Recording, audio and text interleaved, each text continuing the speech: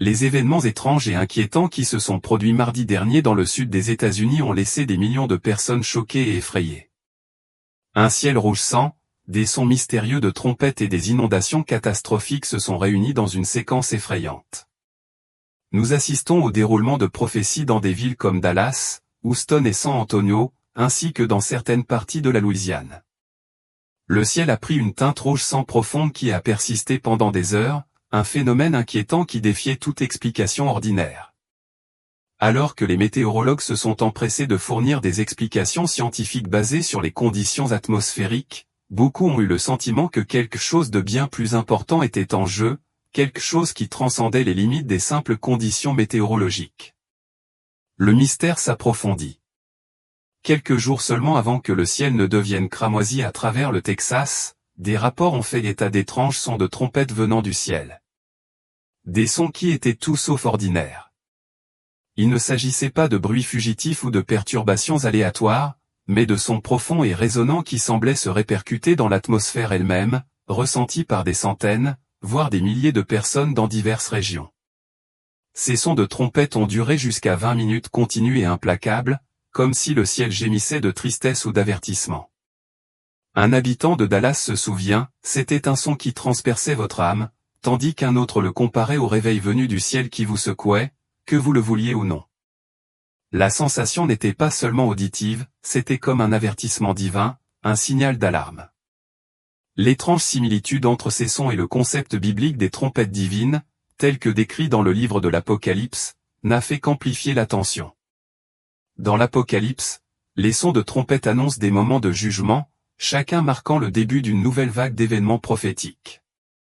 La première trompette, telle que décrite dans Apocalypse 8, apporte une dévastation sous forme de grêle, de feu et de sang, conduisant à une destruction généralisée. Étonnamment, le schéma qui a suivi au Texas reflétait cette image biblique, des sons de trompette, suivis des pires inondations que l'État ait connues depuis des décennies. Mais ce n'était pas la première fois que de tels bruits étaient signalés. Au cours de la dernière décennie, des phénomènes similaires ont été entendus dans des pays comme le Canada, l'Ukraine, l'Allemagne, le Royaume-Uni et même l'Australie, coïncidant souvent avec des événements météorologiques inhabituels, une activité sismique ou des troubles sociaux. Les sons de la trompette n'étaient qu'une pièce d'un puzzle plus vaste et plus inquiétant. Au même moment où ces sons résonnaient dans tout le Texas, des rapports faisaient état de mortalité massive d'animaux. Des oiseaux tombaient du ciel, des poissons échouaient en nombre sans précédent et l'activité solaire augmentait, perturbant brièvement les réseaux électriques et de communication dans les États du Nord. D'étranges rayons de lumière en forme de piliers ont été observés descendant des nuages, un fait qui a laissé les météorologues perplexes et qui ont eu du mal à proposer une explication. Pendant ce temps, en Amérique du Sud, plusieurs communautés ont signalé que le ciel prenait des nuances de violet et de pourpre profond, accompagnées de bruits de tonnerre, malgré l'absence de tempête. Cette convergence de signes mystérieux soulève une question inquiétante, s'agit-il des mêmes signes contre lesquels Jésus et les prophètes nous ont mis en garde? Dans Joël 2, 30-31, Dieu proclame, « Je ferai des merveilles dans le ciel et sur la terre, du sang, du feu et des nuages de fumée. Le soleil se changera en ténèbres et la lune en sang, avant le grand et terrible jour du Seigneur. » Les sons des trompettes, le ciel rouge sang et le chaos dans la nature semblent faire écho à cette prophétie avec une précision effrayante. Même ceux qui ne penchent pas pour l'interprétation religieuse commencent à prendre note des événements inhabituels et inquiétants qui se déroulent dans le monde. Les conditions météorologiques battent des records, l'activité tectonique augmente et les animaux présentent des comportements étranges. Pour beaucoup, ces signes ne semblent pas être une coïncidence. Ils semblent être des panneaux indicateurs divins, des messages nous rappelant que le monde naturel et le monde spirituel sont bien plus interconnectés que nous ne le pensons souvent. À peine 48 heures après le ciel rouge sang et le son des trompettes, le Texas a été frappé par l'inondation la plus dévastatrice depuis plus de 6 décennies. Des quartiers entiers ont été submergés par des eaux troubles, des routes se sont effondrées et des véhicules ont été facilement emportés. Les familles se sont accrochées au toit, appelant désespérément à l'aide alors que les hélicoptères survolaient les lieux. Des milliers de maisons ont été détruites, les réseaux électriques sont tombés en panne et les services d'urgence ont été débordés. Après le déluge, le paysage semblait méconnaissable, comme une zone de guerre, tordue, brisée et remplie de désespoir. Ce n'était pas seulement une catastrophe naturelle, c'était comme un événement apocalyptique. Cette inondation catastrophique n'était pas un incident isolé. Des phénomènes similaires ont été signalés dans le monde entier, du Canada à l'Australie, avec des phénomènes météorologiques chaotiques, des tremblements de terre, des boules de feu dans le ciel et d'autres événements inexpliqués. Des animaux ont été vus fuyant leurs habitats, le ciel a changé de couleur et des colonnes de lumière sont descendues du ciel. Ce à quoi nous assistons aujourd'hui n'est pas seulement une anomalie occasionnelle. Les signes s'intensifient, deviennent plus fréquents et évoluent remarquablement rapidement. Un ciel rouge sang, des bruits surnaturels et des inondations dévastatrices semblent indiquer quelque chose de bien plus grand que le simple hasard ou les événements naturels. Ces événements semblent être l'accomplissement d'anciennes prophéties, avertissements et signes d'un règlement à venir. Pour ceux qui connaissent les prophéties bibliques, ces signes semblent étrangement familiers. Dans le livre de l'Apocalypse, il est dit, « Et je vis les 7 anges debout devant Dieu, et 7 trompettes leur furent données. » Et dans Joël, Dieu dit, « Je ferai des merveilles dans le ciel et sur la terre, du sang, du feu et des nuages de fumée. » Il ne s'agit pas de descriptions vagues et poétiques, mais de signes précis annonçant un jugement, ciel rouge, son de trompette et catastrophes naturelles catastrophiques. Le temps presse peut-être pour ignorer ces signes. Certains considéreront tout cela comme une coïncidence, l'attribuant à d'étranges conditions météorologiques et à des phénomènes naturels. Mais pour d'autres, le poids de ces événements est impossible à ignorer. Les signes sont trop précis, trop fréquents et trop intenses pour être dus au hasard. C'est comme si le voile entre le monde naturel et le monde spirituel s'amincit et qu'on nous montrait quelque chose d'important. C'est à nous de décider si nous choisissons ou non de prêter attention à ces signes, mais une chose est claire, le monde nous envoie un message. En cette période de tension spirituelle accrue et de bouleversement mondial, il est important de rester alerte et ancré sur Terre. La Terre gémit, les cieux parlent et le monde naturel témoigne de quelque chose de plus grand que nous ne pouvons pleinement comprendre. Ces signes peuvent être difficiles à comprendre, mais ce n'est pas une coïncidence. Les hasards font partie d'un récit divin plus vaste. Alors que ces événements continuent de se dérouler, nous devons nous demander, écoutons-nous? Sommes-nous prêts? Les signes ne sont pas seulement des avertissements, ce sont des appels à l'action, nous incitant à tourner notre cœur vers Dieu et à prêter attention aux messages spirituels envoyés à travers les cieux et la terre. Ensemble, nous pouvons rester vigilants et préparés, en comprenant que Dieu nous parle. Ne manquons pas le message qu'il délivre. La précision avec laquelle les Écritures parlent de notre moment présent devrait nous propulser vers une conscience spirituelle plus profonde. Lorsque des signes extraordinaires dans les cieux commencent à refléter les mêmes descriptions que celles trouvées dans la Bible, il ne s'agit plus d'une simple coïncidence. La question que nous devons nous poser est la suivante, comment réagir? Premièrement, nous devons aborder ces signes avec discernement et sans crainte. Dans Jean, nous sommes invités à tester les esprits pour voir s'ils viennent de Dieu. Tous les événements étranges ou dramatiques ne sont pas nécessairement un message divin, mais lorsque nous voyons de multiples événements majeurs dans le monde qui s'alignent directement sur les enseignements de l'Écriture, il serait imprudent de les ignorer. Nous assistons à des phénomènes tels qu'un ciel rouge sang, des sons étranges semblables à ceux d'une trompette et une cascade de catastrophes naturelles se produisant à une vitesse inquiétante. Ces événements exigent une attention spirituelle, mais au-delà de simplement les remarquer, nous devons comprendre pourquoi Dieu permet que de tels signes se développent.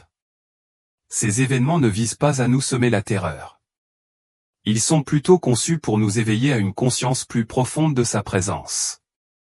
Tout au long de la Bible, Dieu a utilisé des signes et des prodiges pour attirer l'attention des gens avant que le jugement ne vienne.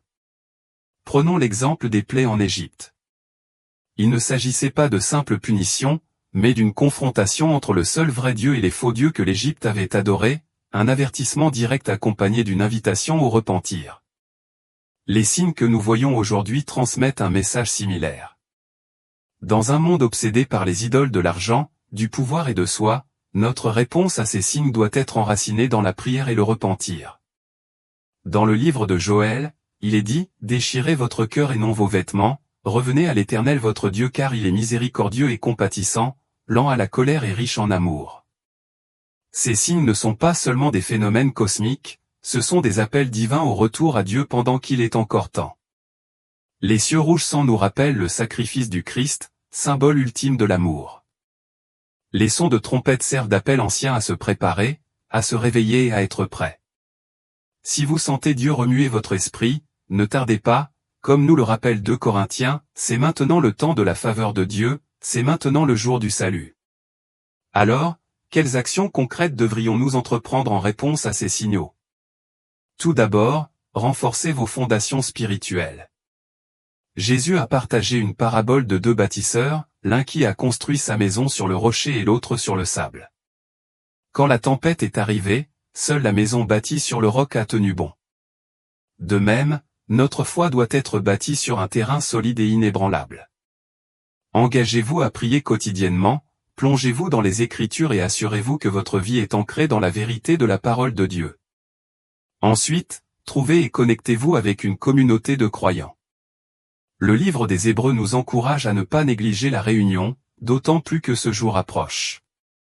Trouvez une église croyant la Bible, entourez-vous de personnes qui prennent ces signes au sérieux et se préparent spirituellement à ce qui les attend. Le soutien et la force d'une communauté chrétienne sont plus vitaux que jamais. Troisièmement, partagez le message d'espoir. Oui, les signes donnent à réfléchir, mais ils ne visent pas à semer le désespoir. Ils désignent un Dieu qui appelle son peuple à revenir à lui, sans le rejeter. Dans une pierre, il nous est rappelé que nous devons toujours être prêts à répondre à l'espérance qui est en nous. Ce ne sont pas des temps de silence. Enfin, vivez en accord avec la parole de Dieu. Jacques nous demande de mettre en pratique la parole et non de simplement l'écouter. Si ce sont vraiment les derniers jours, alors ce en quoi nous croyons doit façonner notre façon de vivre, la façon dont nous traitons les autres, prenons des décisions et passons notre temps. L'urgence de ces signes ne peut être ignorée. Pour ceux qui ne sont pas encore revenus à Dieu, la fenêtre de la grâce est encore ouverte, mais on ne sait pas combien de temps elle durera. Le moment est venu de répondre. Pour ceux qui n'ont pas encore consacré leur vie au Christ, ces signes servent d'avertissement miséricordieux. Le livre de l'Apocalypse promet des bénédictions à ceux qui lisent, entendent et prennent au sérieux les paroles de la prophétie. Aujourd'hui pourrait bien être le jour de votre décision. Où se situent ces signes dans la chronologie biblique? Les Écritures fournissent des marqueurs clairs de la fin des temps. Dans Matthieu 24, Jésus décrit les signes de la fin, les guerres et les bruits de guerre, les nations se soulevant contre les nations, les famines, les tremblements de terre, la persécution des croyants, l'augmentation du mal et la prédication de l'Évangile à toutes les nations. Ces signaux ne sont pas des événements lointains, ils s'intensifient sous nos yeux. Le prophète Daniel a parlé d'une époque où les gens allaient et venaient et où les connaissances augmentaient, une description parfaite de notre époque moderne, marquée par des voyages sans précédent et un accès mondial à l'information.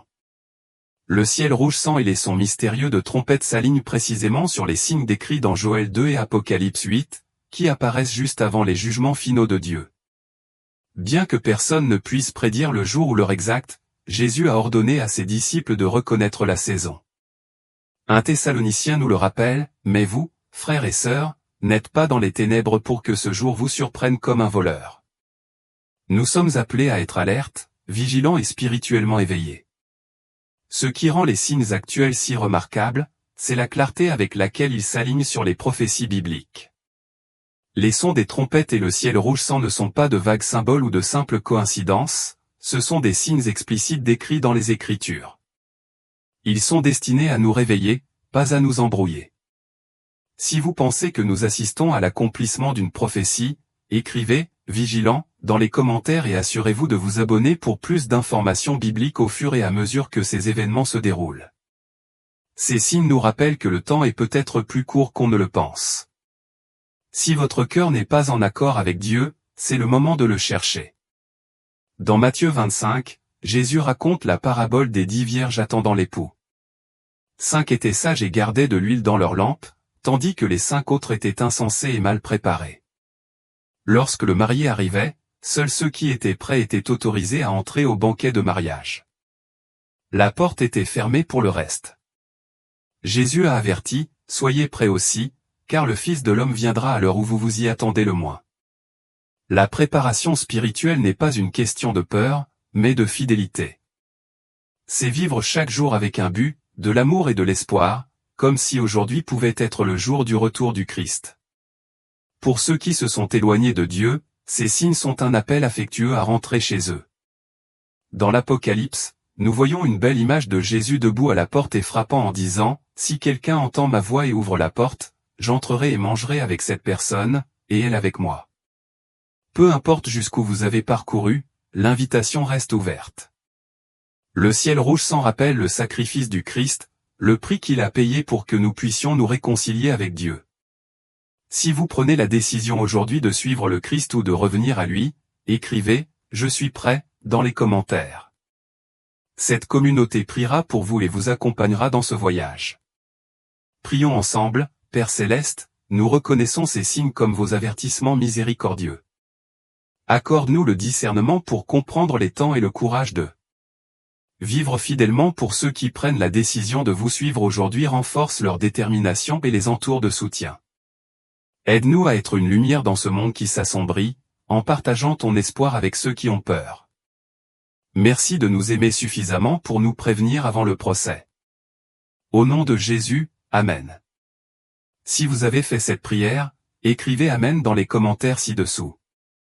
N'oubliez pas que Dieu n'envoie pas ces signes pour nous effrayer, mais pour nous préparer, comme le promet Isaïe, « N'ayez pas peur, car je suis avec vous. Ne soyez pas consternés, car je suis votre Dieu. Je vous fortifierai et vous aiderai, je vous soutiendrai de ma main droite de justice. » Quoi qu'il arrive, ceux qui font confiance au Christ bénéficient d'une sécurité éternelle. Les problèmes de ce monde sont temporaires et pâles en comparaison de la gloire qui nous attend.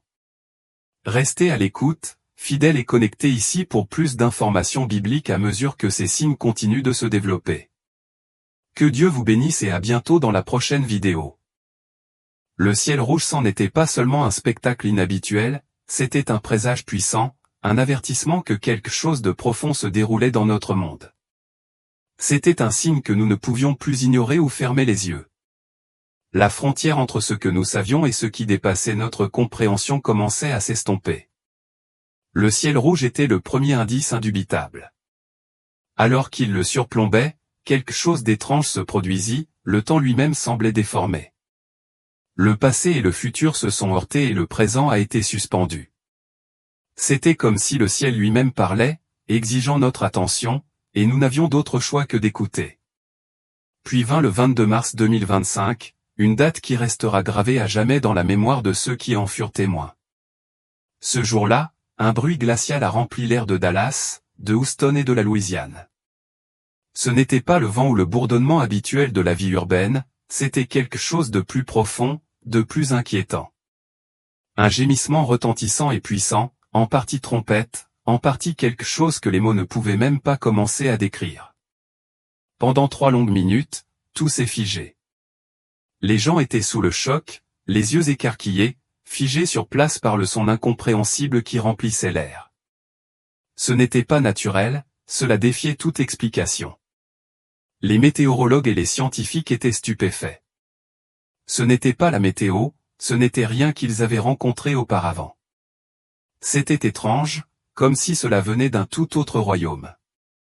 Juste au moment où il semblait que la réalité ne pouvait pas devenir plus étrange, la nature a réagi. Le lendemain, les inondations sont devenues féroces. Ils se sont précipités, rapides, impitoyables et imparables.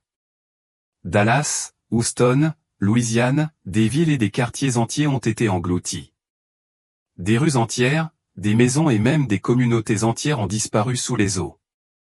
Mais ce n'était pas le résultat de la pluie ou d'une tempête, c'était quelque chose de complètement différent, quelque chose que personne n'avait prédit, quelque chose que personne ne pouvait expliquer. Était-ce une coïncidence, le ciel rouge, le gémissement, le déluge, ou ces événements étaient-ils liés entre eux? La nature elle-même, d'une manière inexplicable, essayait-elle de communiquer avec nous? Peut-être s'agissait-il d'un avertissement ou d'un message concernant quelque chose qui dépassait notre compréhension. Personne ne pouvait le dire avec certitude, mais il était impossible d'éviter le sentiment que quelque chose de bien plus grand se déroulait. Une question persistait et résonnait dans l'esprit de beaucoup, qu'est-ce que le monde essayait de nous dire? Et juste au moment où il semblait que les choses ne pouvaient pas devenir plus surréalistes, le monde retint à nouveau son souffle. Les eaux ont commencé à se retirer, mais le ciel, oh, le ciel. Il parla encore une fois. La teinte rouge s'en revint, tachant à nouveau le ciel, comme elle l'avait fait quelques jours auparavant. Mais cette fois, c'était différent. Ce n'était pas seulement une couleur étrange dans le ciel, cela semblait biblique. Les gens levèrent les yeux, silencieusement, stupéfaits, alors que le soleil disparaissait, englouti par l'obscurité, et que la lune se transformait en une teinte rouge sang profond. Ce n'était pas une coïncidence. C'était quelque chose qui aurait pu sortir directement des pages du livre de l'Apocalypse. Le soleil se transformera en ténèbres et la lune en sang, disaient les anciennes écritures. Ces paroles n'étaient pas destinées à un avenir lointain. Ils semblaient avoir été écrits pour le moment. La prophétie n'était pas simplement un écho du passé, elle se déroulait sous nos yeux. L'histoire avait déjà vu des cieux comme celui-ci. Au XVIIe siècle, Londres était témoin d'un ciel rouge sang juste avant que la guerre n'éclate. Au XIXe siècle, elle est réapparue avant la Grande Peste, et aujourd'hui, nous y sommes à nouveau témoins. Était-ce un autre avertissement? Un signe de quelque chose qui avait été prédit il y a longtemps? Le livre de Joël parle de prodiges dans les cieux, le soleil se transformera en ténèbres et la lune en sang avant le grand et terrible jour du Seigneur. Ces anciennes prophéties n'étaient pas que des histoires, elles nous parlaient en temps réel. Le ciel rouge, les événements étranges qui ont suivi faisaient partie de quelque chose de plus grand, quelque chose au-delà de notre compréhension totale. Quelque chose se passait. Le ciel parlait et c'était à nous d'écouter. Ce qui s'est passé au Texas n'est pas un incident isolé. Cela faisait partie d'un modèle complexe et de grande envergure qui prenait forme partout dans le monde. Ces événements n'étaient pas le fruit du hasard, ils étaient les pièces d'un puzzle prophétique qui se mettait en place. Prenons par exemple le tremblement de terre. Une secousse catastrophique de magnitude 7,8 dans une région longtemps considérée comme sismiquement stable a choqué le monde. Non seulement à cause de sa puissance, mais aussi parce qu'il a brisé le faux sentiment de sécurité dans lequel beaucoup vivaient. Il ne s'agissait pas d'une simple catastrophe naturelle, c'était le signe, le symbole d'un changement dans les fondements même de la Terre. Dans le même temps, les tensions politiques partout dans le monde ont atteint un point d'ébullition. Les anciens alliés se préparent désormais à la guerre. Le chaos est partout, politique, économique et militaire. Et cela devient la nouvelle norme. Le monde est à bout de souffle, instable et vacillant, et au milieu de cette tourmente, les paroles de l'évangile de Matthieu résonnent plus fort que jamais, il y aura des guerres, des tremblements de terre et des famines. Ce sont les signes des derniers jours. Les troubles mondiaux ne sont pas simplement une série d'événements aléatoires, ils font partie d'un récit plus vaste qui a été mis en branle il y a longtemps. La terre gémit, les nations s'agitent, le temps reflète les tempêtes dans le ciel et en nous. Et puis il y a la maladie. Ce qui a commencé comme une épidémie isolée se propage désormais partout dans le monde, de manière implacable et aveugle. Les frontières ne sont pas une défense. Les hôpitaux sont débordés, les systèmes de santé s'effondrent. Ce n'est pas seulement une crise sanitaire, c'est un autre signe. Le monde est déséquilibré, la nature et la société sont en crise.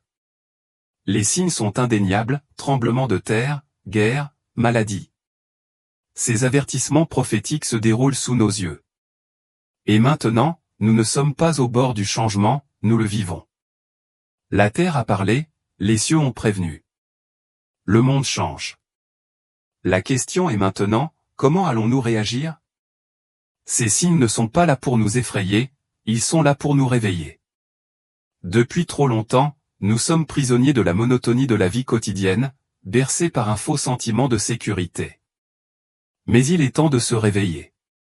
Les inondations, le ciel, le chaos ne sont pas de simples coïncidences. Ils sont un appel à l'action. Le choix nous appartient, écoutez l'avertissement ou l'ignorer et espérer qu'il disparaisse. Mais au fond, nous savons que ce ne sera pas le cas. Jésus a parlé de ce moment en nous disant, quand ces choses commenceront à arriver, levez-vous et relevez la tête car votre rédemption approche. Ces signes ne sont pas destinés à inspirer la peur, ils sont un signe d'espoir. Ils nous rappellent que nous ne sommes pas abandonnés. La victoire est déjà déclarée. Il est maintenant temps de rester ferme. L'urgence augmente et la question est claire, êtes-vous attentif? Voyez-vous ces signes tels qu'ils sont réellement? Si vous êtes réveillé, si vous êtes prêt pour ce qui s'en vient, écrivez-le en regardant dans les commentaires. Faites savoir au monde que vous le voyez aussi, que vous n'ignorez pas les signes prophétiques qui se déroulent sous vos yeux. Ne gardez pas cet éveil pour vous, partagez-le. Faites-le savoir aux autres. Il est maintenant temps de se réveiller. Ce n'est pas le moment de se taire, c'est le moment de parler, d'agir et d'appeler. Les avertissements de Dieu ont toujours eu un but, nous préparer, et non nous inspirer la peur. Chaque signe, chaque avertissement dans les Écritures est un appel à la repentance, une opportunité de revenir avant que le jugement ne vienne. À l'époque de Noé, le déluge n'était pas un déversement soudain de colère. Dieu les a prévenus. À Sodome et Gomorrhe, la destruction n'est pas survenue sans avertissement. Dieu a prévu du temps pour la repentance par l'intermédiaire de ses serviteurs, par des signes et par sa voix. Il a appelé les gens à se détourner du péché et à rechercher la miséricorde. Comme nous le rappelle 2 Pierre, le Seigneur ne tarde pas à accomplir sa promesse, mais il est patient avec vous, ne voulant pas que quiconque périsse, mais que chacun parvienne à la repentance. Le retard de Dieu n'est pas une faiblesse, c'est une miséricorde.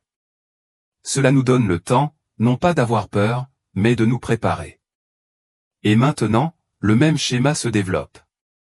Les signes sont là, le message est clair, repentez-vous, soyez prêts. Le retour de Jésus est imminent. Sommes-nous spirituellement préparés? La parabole des 10 vierges constitue un puissant rappel. 5 ont été sages et ont apporté de l'huile supplémentaire, 5 étaient stupides et mal préparés. Lorsque le marié est arrivé, ceux qui n'étaient pas préparés ont été exclus. Il est maintenant temps d'examiner votre cœur. Vos lampes sont pleines? Votre âme est-elle prête? Alors que la prophétie se déroule autour de nous, nous devons réfléchir, nous préparer et rester vigilants. Ne tombez pas dans la complaisance spirituelle. Soyez en règle avec Dieu. Prions maintenant pour le repentir, pour le réveil et pour avoir la force de tenir bon pendant ces temps troublés. Père Céleste, nous venons devant toi en reconnaissant les signes que tu as donnés. Nous nous repentons de nos péchés et recherchons votre pardon. Préparez nos cœurs au retour de votre Fils Jésus, puissions-nous être prêts, les lampes pleines, fermes dans la foi. Au nom de Jésus, nous prions, Amen. Si vous avez fait cette prière, écrivez « Amen » dans les commentaires. Faites savoir au monde que vous vous préparez spirituellement à ce qui s'en vient. Votre rédemption approche, la tempête est là, les signes sont clairs. Gardez l'espoir que Jésus a déjà vaincu le monde. Comme nous le rappelle Jean 4, 33, dans ce monde, vous aurez des difficultés, mais prenez courage, j'ai vaincu le monde. C'est notre fondement, c'est notre espoir. À mesure que la technologie continue de progresser, notamment dans le domaine de l'intelligence artificielle et de la prophétie de la marque de la bête dans l'Apocalypse, elle semble plus que jamais d'actualité. À la fin du XXe siècle, avec l'essor des codes barres et des systèmes de paiement électronique, de nombreux chrétiens ont commencé à se demander si ces innovations étaient les premiers indicateurs de l'accomplissement des prophéties bibliques.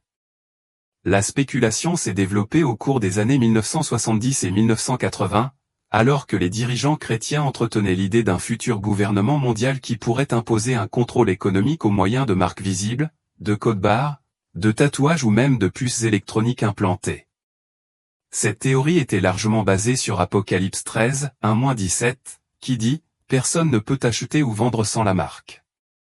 Aujourd'hui, cette théorie a évolué, notamment avec l'essor de technologies telles que les puces et les systèmes d'identification biométrique. Ces technologies, désormais courantes dans notre vie quotidienne, permettent des transactions rapides et sans numéraire. Et certains pensent que l'implantation de puces électroniques pour les paiements et l'identification pourrait très bien être l'accomplissement de cette ancienne prophétie. Avec l'importance croissante des systèmes sans numéraire, des crypto-monnaies et des réglementations gouvernementales plus strictes, l'idée selon laquelle la marque de la bête pourrait bientôt devenir une réalité technologique semble de plus en plus plausible. Alors que l'IA continue de développer ses capacités, nombreux sont ceux qui la considèrent désormais comme un acteur clé dans la réalisation de cette prophétie. L'IA est déjà utilisée dans la reconnaissance faciale, la surveillance, l'automatisation financière et le suivi des données. Dans certains pays, des systèmes de crédit social basés sur l'IA surveillent le comportement des citoyens et déterminent leur accès aux services. Avec ces avancées, il n'est pas difficile d'imaginer un avenir dans lequel l'IA contribuerait à imposer un système dans lequel seuls ceux qui répondent à certains critères pourront acheter, vendre ou participer à la société. Pendant ce temps, l'économie numérique élimine progressivement les espèces, et les portefeuilles numériques, les crypto-monnaies et les paiements biométriques deviennent de plus en plus courants. Ce changement, combiné à des systèmes d'identification basés sur l'IA, pourrait créer un avenir dans lequel toutes les transactions seraient centralisées et étroitement contrôlées, reflétant la prophétie décrite dans l'Apocalypse.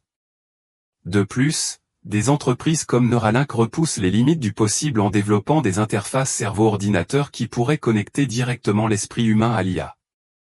Bien qu'initialement commercialisée comme un outil de soins de santé, cette technologie soulève de profondes inquiétudes quant au potentiel de manipulation et de contrôle. Si de tels systèmes étaient universellement adoptés, ils pourraient conférer un pouvoir sans précédent sur les pensées et les actions des individus. Certains ont déjà volontairement implanté des puces électroniques pour accéder aux paiements ou aux dossiers médicaux. Si une telle technologie devenait obligatoire, elle pourrait conduire à des niveaux de contrôle inimaginables sur la participation à la fois à l'économie et à la société.